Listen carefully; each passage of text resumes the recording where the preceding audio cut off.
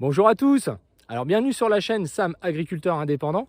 Alors Sam c'est moi et en cette petite matinée à la fraîche, on va parler un tout petit peu d'actualité, donc ce qui nous concerne tous en ce moment, c'est-à-dire l'actualité des semis, quelques petits conseils peut-être, l'actualité des désherbages d'automne pour les gens qui sont en agriculture conventionnelle, donc c'est très important le désherbage d'automne et ça se prépare déjà dès les semis. Et puis on parlera un tout petit peu, si on a le temps à la fin, d'actualité, notamment avec les pénuries de gasoil, d'essence et tout le reste. Et on a de quoi en faire un livre, hein, les amis. Alors si ça vous convient, on est parti. Alors déjà concernant le semis, donc on est en pleine actualité du semis, je suis un peu inquiet d'entendre par rapport à même certains partenaires que dans 2-3 jours, certains ont complètement terminé les semis, on va même pas être à la mi-octobre. Donc c'est quelque chose qui me semble avec le temps pas très raisonnable, avec une pluie annoncée qui semble encore une fois s'effilocher. Si on a des soucis, on en a beaucoup au niveau de la météo, au niveau de la fiabilité depuis 2-3 ans. Je sais pas ce qui se passe, mais c'est peut-être la guerre en Ukraine, mais ça a l'air bien compliqué.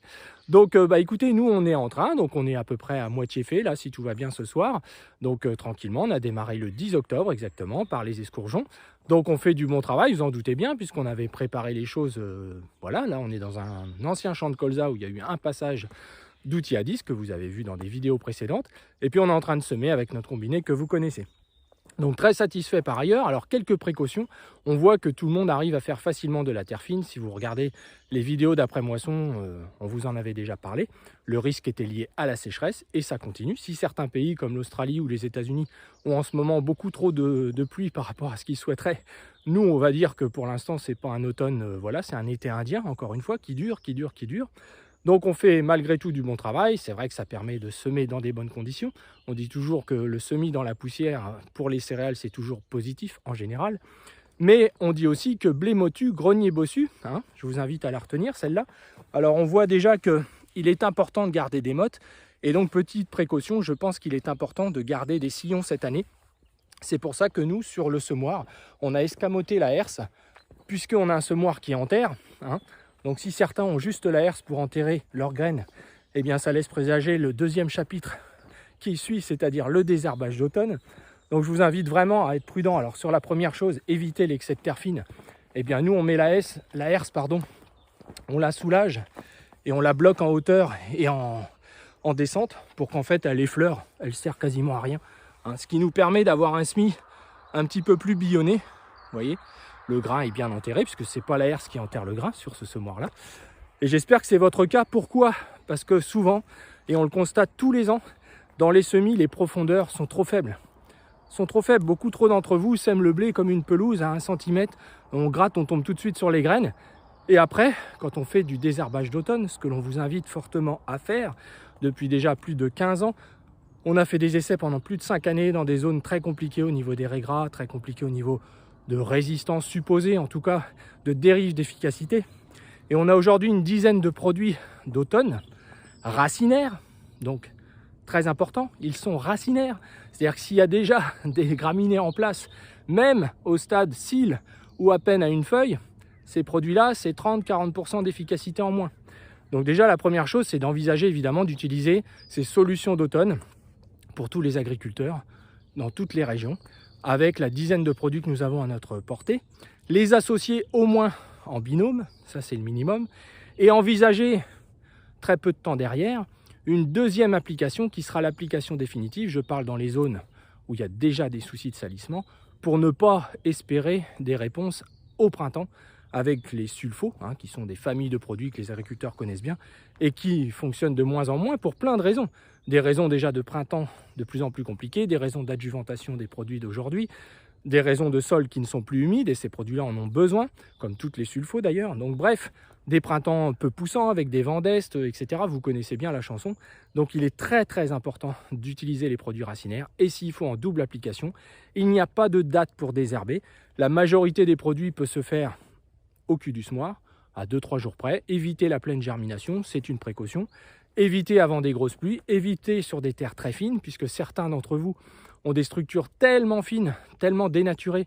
Je ne souhaite pas faire de vidéo comparative, mais je semais encore hier à côté d'un collègue en labour rotative, etc. Mais le sol, c'est de la poudre, il n'y a plus rien, il restait que les cailloux. Alors évidemment, s'il pleut sur un désherbage d'automne dans un type de structure comme ça, aïe aïe aïe, et il a même cru bon de rouler certaines zones. Donc attention les gars, attention.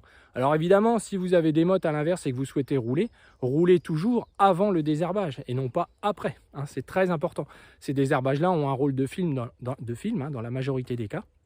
Donc la profondeur de semis d'une céréale, 2 cm, 2 cm et demi, c'est très bien. Et pour ceux qui sont en agriculture de conservation, qui ont un mulch à traverser, il ne faut pas hésiter à être encore en dessous. À 3 cm, c'est pas un problème. C'est pas un problème. Alors ça met un petit peu plus de temps à lever, mais surtout, vous aurez moins de pertes que de semer vos graines dans un mulch acide, où là, il n'y a rien pour faire la vie. En forêt, c'est la même chose. Toute la partie où il y a les décompositions des résidus, il n'y a pas de vie possible, il n'y a pas d'installation de germination. C'est un système aussi volontaire de la nature, sans doute, pour permettre un petit peu l'assainissement des parcelles. Donc attention, beaucoup d'échecs en agriculture de conservation sont liés à des mauvaises implantations, à des mauvaises profondeurs. Et puis tous les semoirs qui ont juste la herse pour enterrer les graines, j'en ai déjà parlé, mais voilà, un semoir ça enterre, point barre. C'est quelles que soient les conditions, caillou, pas caillou, si ça enterre pas, c'est que c'est pas un bon semoir. Voilà, donc précaution des herbages, associez bien les molécules, variez les molécules d'une année sur l'autre. On a quand même aujourd'hui des choix assez importants, hein, donc je donne pas de nom de molécules, voilà, c'est pas l'objectif ici. Mais voilà, pensez-y vraiment. Voilà, alors on peut faire ça avec des bus à injection d'air, il n'y a pas de souci. On peut associer un glyphosate. Ça peut être le cas cette année où certaines parcelles se sont déjà un petit peu ressalies. Et encore une fois, soyez patients, que tout soit bien relevé cette année, puisqu'on a quand même eu des soucis de relevé post-moisson. Donc que tout ne relève pas dans vos céréales, car là, les produits racinaires n'arriveront pas à gérer la chose, hein. Donc après, en produits foliaires d'automne, d'autoriser, il n'y a pas grand-chose. Voilà. Donc, voire rien du tout. Donc voilà les amis. Donc ça, c'est important. Je ne parlerai pas des autres cultures. Là, l'actualité, c'est plutôt céréales. Alors, pour finir cette vidéo, entre guillemets, donc attention aussi à ce qui se passe en ce moment donc sur les pénuries. On a quand même des échos et des retours de partenaires qui ne peuvent pas arracher leurs betteraves parce qu'il n'y a plus de gasoil à mettre dans l'arracheuse et dans les tracteurs, etc.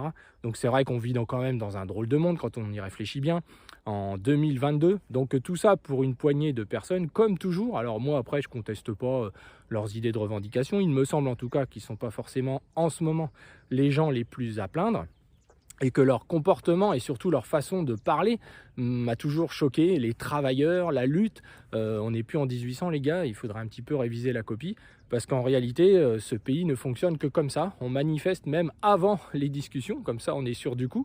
C'est vraiment du grand n'importe quoi. On voit aussi que nos gouvernants n'ont aucun pouvoir en réalité, hein. Tout est tellement légalement fait pour ceux qui souhaitent un petit peu la révolution, hein. On a quand même des responsables politiques qui parlent de ça, de révolution. Alors je ne rentrerai pas dans la polémique, je veux juste dire que la France a déjà beaucoup de difficultés, l'Europe, le monde, on est tous quand même inquiets. Et pour les entreprises aujourd'hui, ça devient vraiment un sacerdoce de faire tourner nos entreprises. Hein, quand on voit aujourd'hui tout ce qui peut se passer au niveau des complications journalières pour les approvisionnements. Donc là, on reçoit ce matin notre dernier camion d'engrais. On en est bien soulagé parce qu'on a bien des échos aussi avec des distributeurs qui reçoivent une lettre tout simplement du fournisseur qui dit qu'il ne pourra pas honorer sa commande du fait des conditions particulières. Comme ça, tout va bien. On peut dénoncer un contrat sans autre forme de procès en invoquant voilà, des conditions particulières. Ce que nous, on ne peut pas faire d'ailleurs en livraison de céréales, même s'il y a des conditions climatiques extrêmes, etc. Donc, il y a quand même 2 poids 2 mesures. Et puis, j'avais dit que je vous tiendrais au courant un petit peu sur les devis des matériels à disque là. Alors en fait, quand je vous parlais de 50 000 €, j'étais vraiment loin du compte.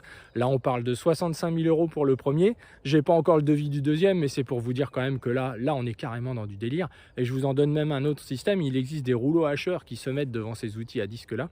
Et on me parle de 13 500 € pour un rouleau hacheur de 6 mètres. C'est-à-dire le prix de 2 voitures aujourd'hui. Petites voitures, c'est vrai, mais 2 petites voitures et puis d'une dizaine d'occasions. On est complètement à côté de nos pompes. Alors si nous, les agriculteurs, on accepte ça, faut qu'il y ait urgence. Ou qu'il y a un besoin énorme parce que franchement c'est pas raisonnable du tout.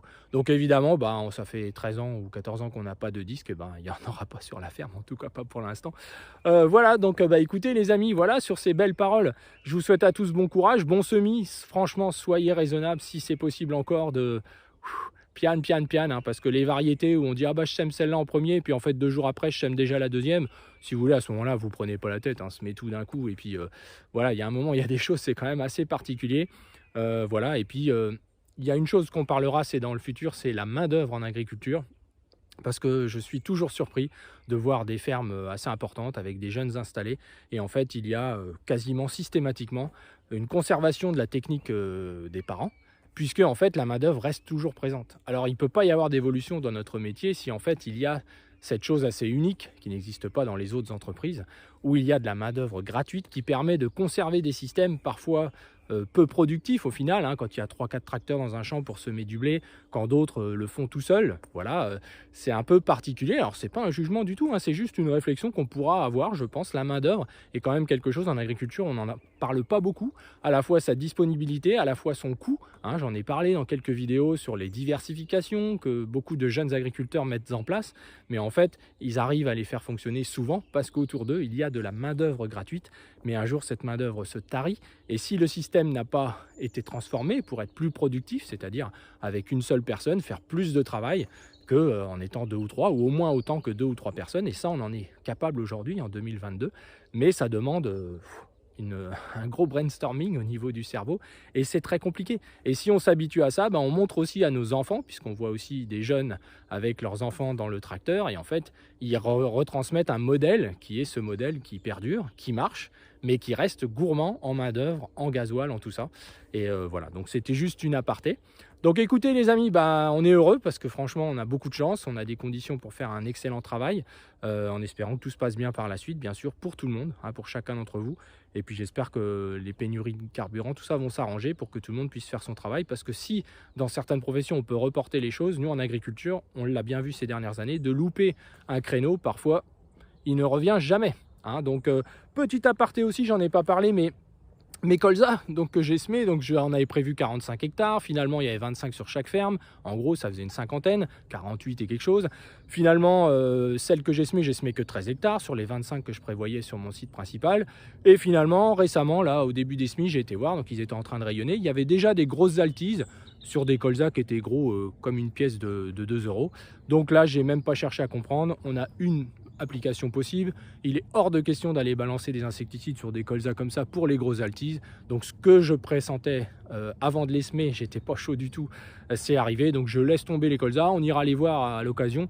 Mais je n'interviendrai pas sur le sol avec des Boravi ou d'autres produits, en sachant que c'est perdu d'avance quand on voit autant d'altises déjà, et on a pas mal de partenaires au téléphone où la lutte est très compliquée, mis à part les très très gros colzas. Donc finalement, nos instituts techniques avaient raison, il faudrait semer le colza au mois de juin si c'est possible. Donc en réalité, je pense que pour nous, c'est une culture qu'on va tout simplement arrêter, car on rentre dans un schéma qui est complètement illogique et délirant. Les gens ont régulé les colzas là cet automne, donc ça on en a déjà parlé, c'est une aberration technique. D'ailleurs, on peut conclure là-dessus. On ne régule pas un colza avec un fongicide à l'automne qui n'a pas d'effet. On en a parlé dans la vidéo colza.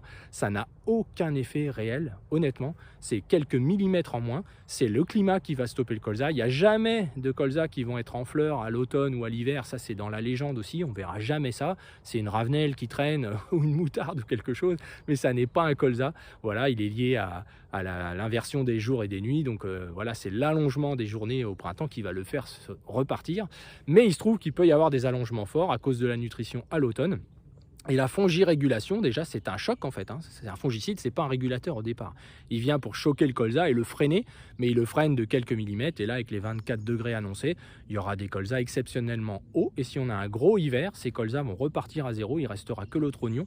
Plus les colzas seront développés, plus l'impact hivernal sera fort sur le fait de perdre les feuilles. Hein. Donc ça nécessitera à nouveau une nutrition, parce que ces colzas-là ont été nourris, il ne faut pas se leurrer, s'ils sont si gros, si beaux. Donc il est clair que c'est une culture qui commence à écologiquement, pour moi, hein, mais c'est que mon avis, hein, à poser un sérieux problème, d'autant que certains ont même développé les primes carbone pour cette culture, hein, puisque pour les biocarburants, etc. Mais quand on voit ce qu'elle coûte à faire en intrants et en demande d'énergie fossile, ce que certains utilisent aussi pour reprendre ce genre de champ de colza où on a passé nous une fois et certains vont passer 3-4 fois, on se demande bien si tout ça c'est bien raisonnable. Donc voilà, écoutez, c'est comme toutes les vidéos actus, c'est mon ressenti du moment. Il est 7h30 du matin, ça fait 1h30 là qu'on sème et on est heureux. Donc on dit aussi ce qu'on a à dire, ça fait partie du principe de la chaîne. Voilà les amis, je vous souhaite à tous bon courage et une belle semaine. Hein, et puis je vous redonnerai des nouvelles, je pense, fin de semaine si tout va bien, en espérant que la pluie se retarde un petit peu, qu'on puisse bien travailler. Allez, à bientôt!